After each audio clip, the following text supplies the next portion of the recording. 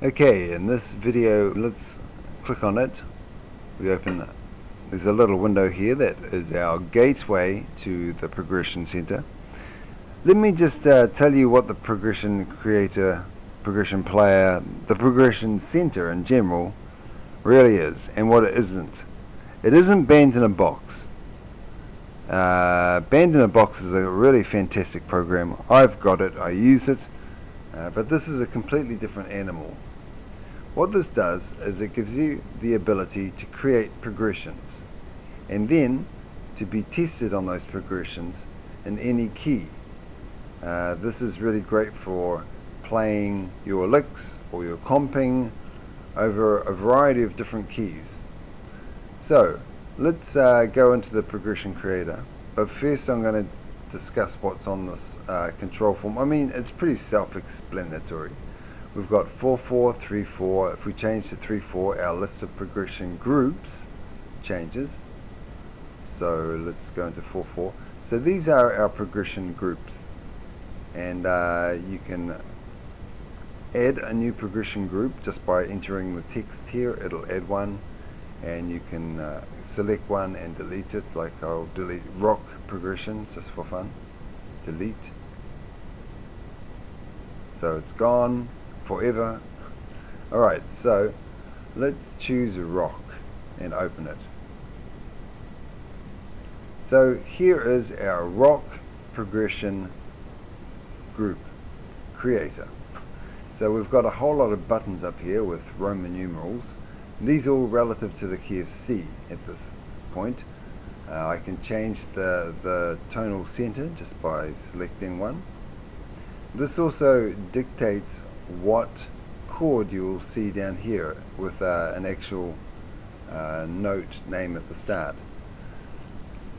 Alright, so the business of creating a progression. First of all, we can choose whether we want 4 bars, 3 bars, 2 bars, or 1 bar. So if I can just select those, you can see that the progression length will change. I'm going to put 2 bars. Alright, so now we have the stave here, 4 bars. I want 2 bars. Yeah, I've got 2 bars. See the arrow? Well, it's not really an arrow, it's a hand. You can click on any of these beats and it will change to these beats, and that is where you can enter in your new chord. So I'm going to choose this 3rd beat, and I'm going to enter in well, first I'll go back to the 1st beat. I'm going to change this to a 6 chord. Now the 6th degree of C is A minor. Fantastic answer. Alright, so let's choose 6, and it's in Roman numerals. So if you don't know your Roman numerals, go back to school or look on Wikipedia. So let's click on this. Now, as you can see, the chord has changed. Now all of these chords are using jazz shorthand. Jazz shorthand, which is officially called nomenclature, is a shorthand way of writing down chords. For example, minor uses a minus symbol. As you can see, this is A minor 7. Major uses a triangle. Diminished uses a circle. Minor 7 flat 5, or half diminished, uses a circle with a slash through it. But what we're going to do here is we're just going to stick with this 6 minor 7 chord, A minor 7 chord. We're going to go to the 3rd beat and choose a different chord, and we're going to choose 2. The default chord type for 2 is minor 7, just like 6 has a default chord type of minor 7.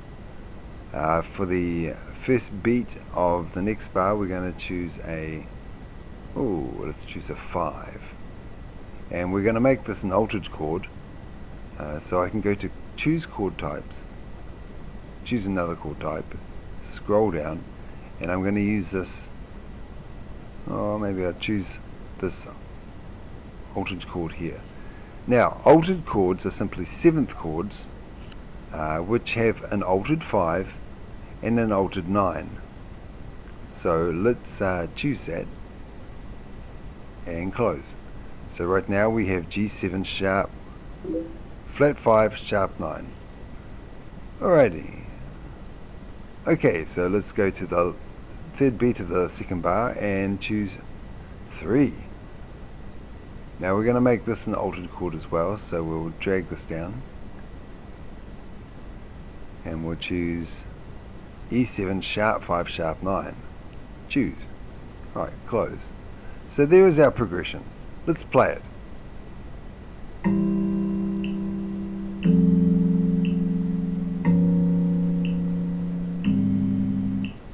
Alright, so you can see that it's a pretty wild out there progression.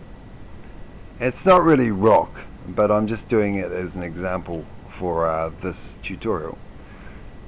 So we can save this progression and we're going to call this strange. So I type that on my keyboard in this box and press the save button. Voila, and there it is, added to our groups of rock progressions. Now this progression, we can loop it if we want to just get familiar with it over a particular key. So let's just play it.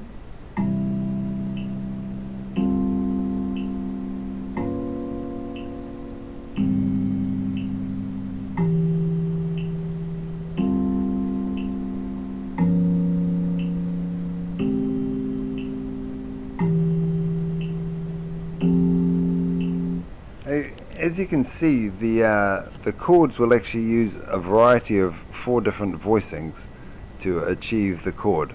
If it was the same voicing, it would be pretty boring, so I spiced it up a bit.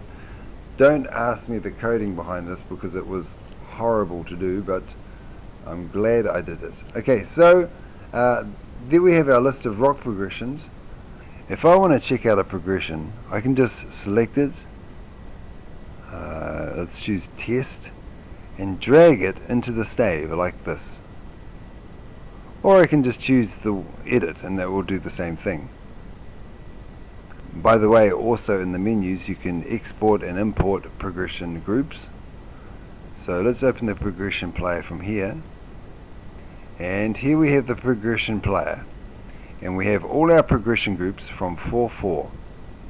These are the available progressions, and this is the playing progressions. We have 8 bars on the stave, and I'm going to choose my strange and drag it in.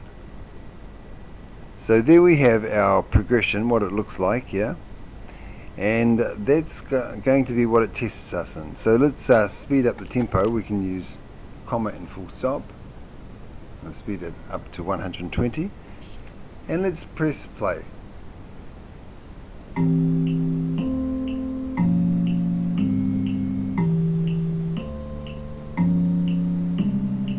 Alright, so it's all in A minor. Can you see that? Well, that's pretty useless if you don't want to be challenged. So this is where the real power of Progression Creator and Player come in. We're going to choose a variety of different keys.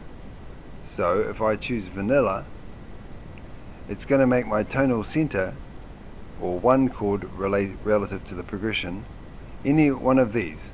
So let's press play. I'll slow it down a little bit so we can just see what's going on. Half speed. Let's press play.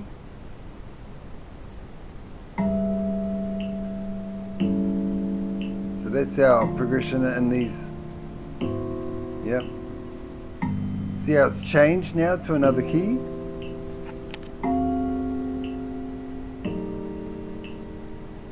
Yet another key. Now when it gets to the end, the last beat of this bar, the next beat, this whole line, the second line, will move up to the first bar. So you can kind of read ahead, if you will.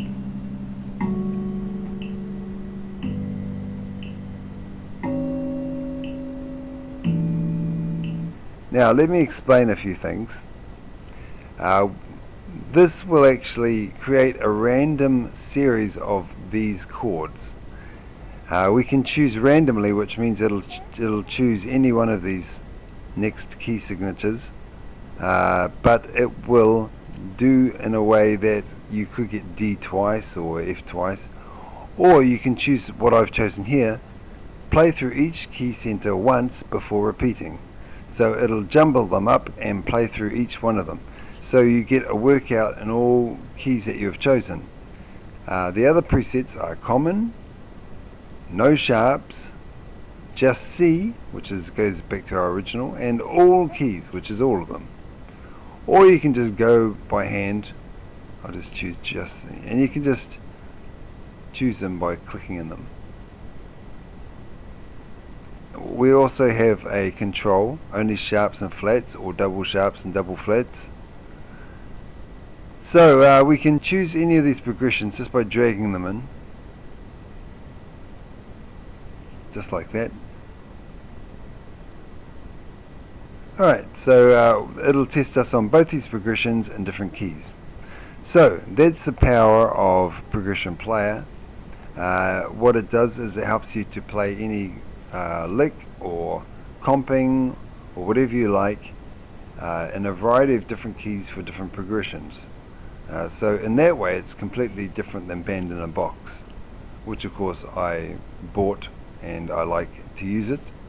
Especially for students, I use Band in a Box for creating progressions for them to play over.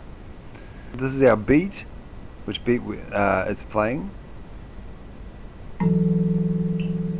There's our tempo, which we can change by comma and full stop. We can clear this box here, just like that. Now we can alter different things.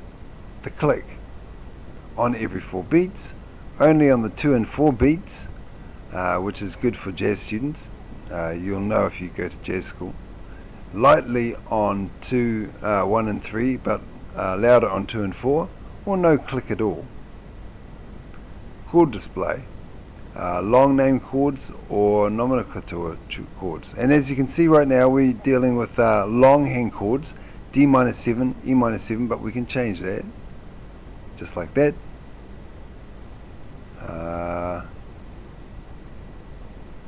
Instruments, bass player is playing, keyboard player is playing, bass plays only root notes.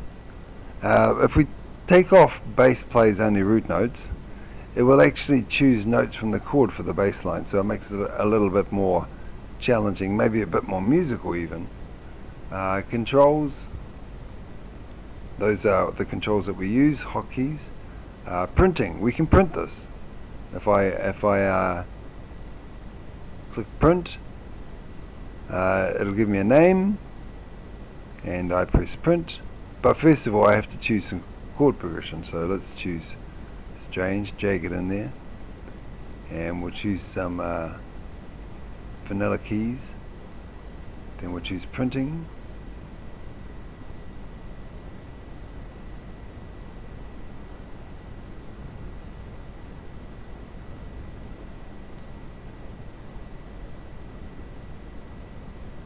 So there we have like a printout of a chord progression.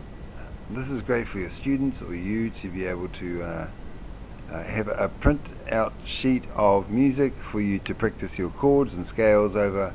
It may be good for you to use this to learn to comp through a series of changes. Well, it's just good to have a printout. So let's close that.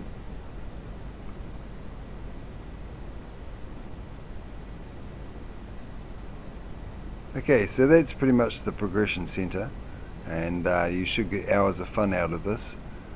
Be sure to check out the other tools in the videos, and have a great day.